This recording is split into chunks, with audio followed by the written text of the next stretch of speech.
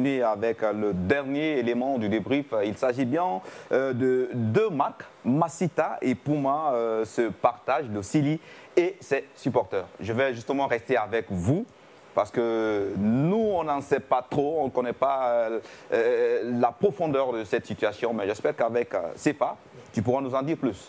Oui, il faut faire un peu la différence, c'est-à-dire c'est une marque circonstancielle, si vous prenez Puma et Masita. Quelle est la marque qui est circonstancielle? Circonstancielle, c'est Puma. C'est Puma, d'accord. Puma qui nous a surpris, donc, parce que ça a surgi d'un coup.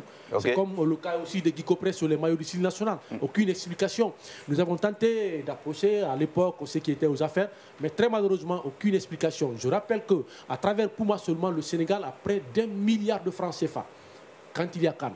C'est ce que Puma donne aux Sénégalais. Et c'est que Puma donne pratiquement le même montant aux Camerounais, tout ce qui arbore ce maillot. Et l'Égypte également. Les accompagner ou... Les accompagner. D'accord. Et là, et par contre, la Guinée achète les maillots. C'est du business simple.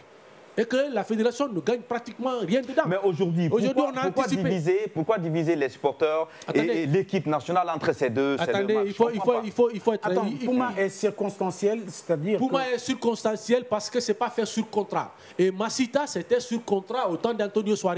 Donc, c'était un contrat dûment signé. Puma n'a pas apporté de sponsor à l'équipe nationale? Non, Puma, c'est le sponsor de l'équipe nationale. Et puis, que ça soit local. Mais comment sponsoriser s'il n'y a pas de contrat signé? Non, mais il y a combien de contrats? Attention, je ne parle pas de Puma, moi je parle de Masita. Ah, Masita. Masita a un contrat officiellement signé avec la Fédération guinéenne de football. Et puis à un moment donné, Masita a voulu porter plainte contre la Guinée. Mais très malheureusement, Masita est représenté par un Guinéen ici, un certain Tamsi Nyan. Donc, il a jugé utile de se réserver parce que ça allait porter du préjudice à notre football et on allait payer cher cela. Parce que c'est coûteux. Parce que s'il remportait cela à l'international, la Guinée allait payer beaucoup plus d'argent. Donc, il s'est réservé. Heureusement pour lui, heureusement pour la Guinée, ça coïncide à l'arrivée d'une équipe tout de suite qui est revenue, qui essaie de rétablir Masita dans ses droits. Et c'est ce que moi j'ai beaucoup plus apprécié. Je pense qu'aujourd'hui, les maillots avec Puma, c'est déjà parti, les numéros sont déjà partis, c'est publié avec la CAF. La CAN là, on est obligé de partir avec. C'est pourquoi, pour atténuer un tout petit peu la tension des représentants de Puma, on a dit aux supporters de porter Masita. Et c'est Masita certainement qui va s'imposer parce que le prix Masita est abordable. D'accord. Peut-être Kaba aussi a un mot à dire là-dessus avant de partir sur le thème du jour, rapidement. Bon, presque Sefa a tout dit, mais ce qu'il faut retenir, c'est parce que l'homme qui est venu avec Masita, il est parti, on n'aimait pas sa tête. Je vais parler d'Antonio Soare. Le projet Masita est parti avec Antonio Soare. À un moment, il faut penser à la nation, ne pense pas tout simplement parce que je n'aime pas la tête de Pascal. Pascal n'est pas là aujourd'hui. Le projet qu'il a mis en place, même si ce projet est bon pour le pays, je me dis directement non. Il y a quand même des marques qui ont disparu. Si je me rappelle, tu me permets, il y a cette marque qu'on appelait Ernest aussi qui a sponsorisé. Oui, à un moment, voilà, qui a sponsorisé l'équipe nationale et tout. Le contrat avec Ernest est fini. Avec Masita. D'accord, il n'y a pas de souci. Aujourd'hui, peut-être, Bouba Sampilé et son équipe ont bien compris.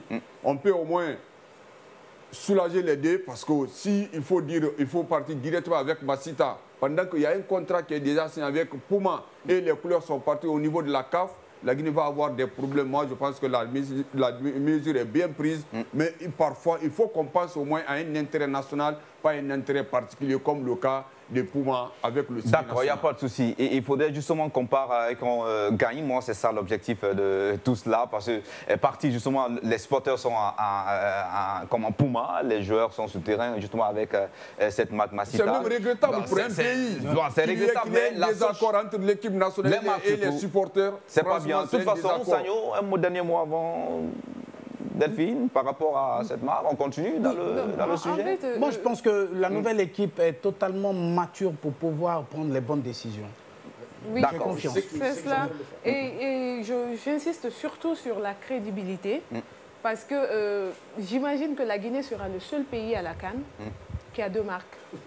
Ben, c'est cela quand même. Non, donc, les supporters, si par inattention, les gens pourraient penser que les supporters sont d'un autre pays, et l'équipe nationale d'un autre. Non, la Guinée, on nous reconnaît tous partout. C'est qu'elle dit. Nous, c'est facile, on va rapidement partir avec le...